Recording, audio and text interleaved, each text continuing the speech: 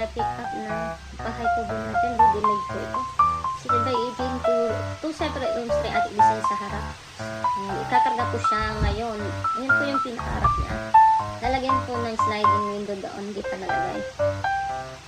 Ayan po yung pinaka-design sa harap. Mga wall lamps lang po siya. Butterfly glass door. Ayan po yung pinakasala niya. Ang combination niya po is wood design. Ayan po yung sink niya. Ito po yung first room niya. Double deck bed.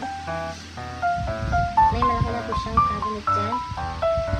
Yung sa baba is queen size. Sa baba is single. Ayan po. Yung design niya. Ito 3D design.